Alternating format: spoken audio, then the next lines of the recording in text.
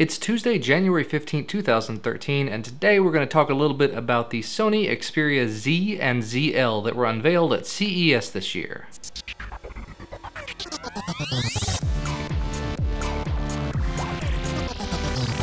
While at CES this year, Jimmy McGee and I had the opportunity to go to the Sony press event to see the Sony Xperia Z, or Z, and ZL, or again ZL, unveiled to the public. And fortunately, after the fact, we had a chance to get our hands on with the Z, and then we had an engineer there with us, or a salesperson, honestly his name tag didn't say, but his name was Freddie, who walked us through some of the specs and device settings and everything for the ZL. So while I show you the video of me looking at the Z, I'm going to go ahead and read off some of the specifications, which actually are kind of common between the two devices, and then we'll show you the video of the ZL and wrap things up.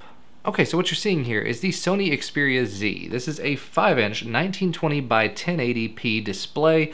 It has the Sony Mobile Bravia Engine 2 on it, which is supposed to add to video playback and all of those fun sorts of video type things that Sony is well known for. It's running a 1.5 GHz Qualcomm S4 Pro quad-core processor, specifically the APQ8064 plus MDM 9215M. Not going to even pretend to know what those things mean.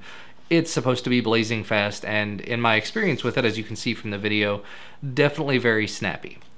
Comes built in with 2 GB of RAM, 16 GB of built-in flash memory with up to 32 gigs of micro SD storage. Surprisingly, it actually comes running Android version 4.1.2. I was expecting to see a lot of devices running 4.2.1, and this was yet another one that was not on the latest greatest version of Jelly Bean.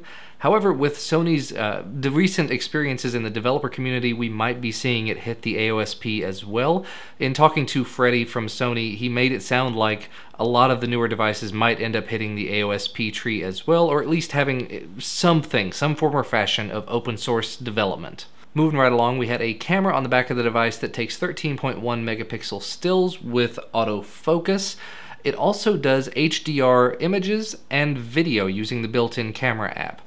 HDR video, definitely a new and innovative thing I haven't seen a whole lot of yet. The front-facing camera is 2.2 megapixels and capable of 1080p video as well. And the key feature, the key difference between this and the ZL, which you'll see here in a few minutes with the other video from Freddie, is that this one is water resistant and dust resistant. So while you're not going to be able to take it underwater or anything, if you accidentally pour a cup of water over on it, it's not going to just spark up and explode on you. You will instead be greeted with the same device continuing to work.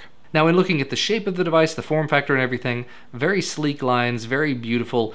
Even though I was holding the purple one, and I'm not a huge fan of purple, very sparkly, very nice, very clean lines, except for the buttons. And that was a little bit odd for me. Right in the right-hand side of the device, in the very middle, you have that big, sticking out power button.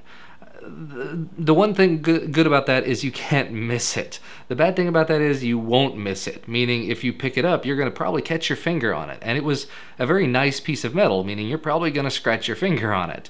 Don't know if it'll be that big of a deal, but it was a very solid button, so that's a good thing and a bad thing. It sort of depends on how you want to take that. The volume rockers, there wasn't really a noticeable difference between the buttons. They're just up and down.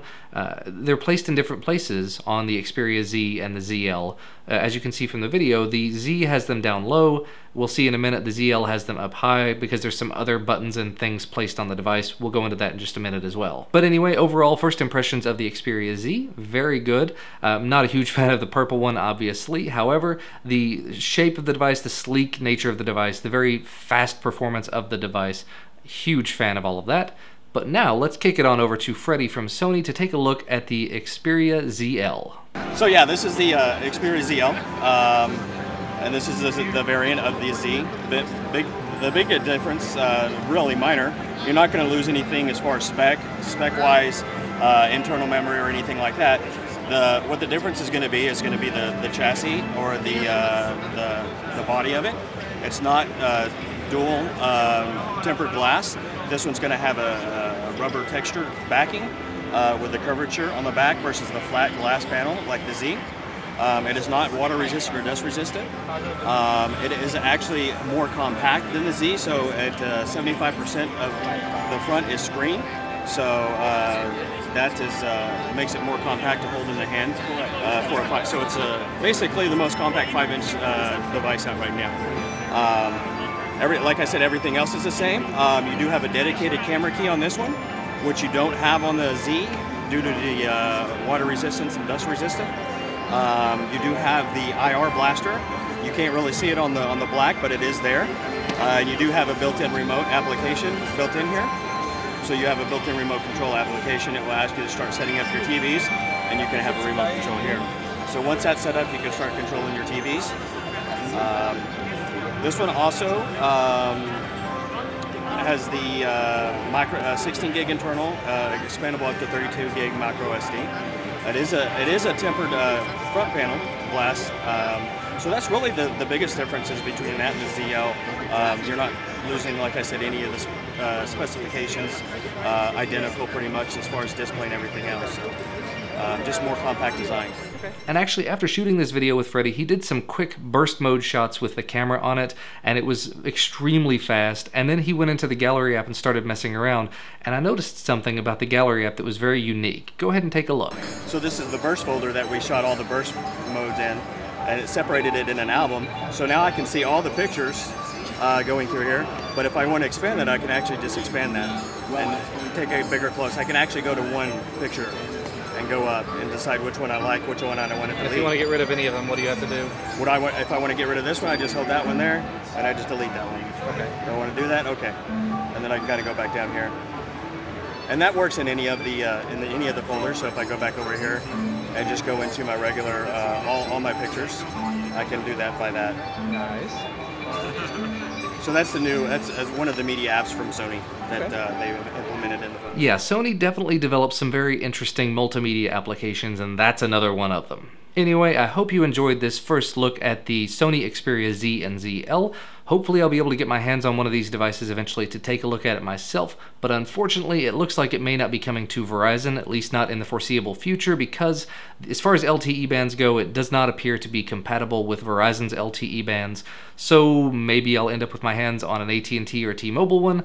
Maybe one of our other developers who is much more qualified at developing will get their hands on it as well. That would probably be preferable. But anyway, that's going to be about all from me for today. I hope you enjoyed this video, and if you do, make sure to hit the like button down below, and as always, subscribe if you have not already. We do always appreciate new subscriptions. But that's about all from me for today. As always, thank you so much for watching, and I will see you tomorrow for another CES-related video.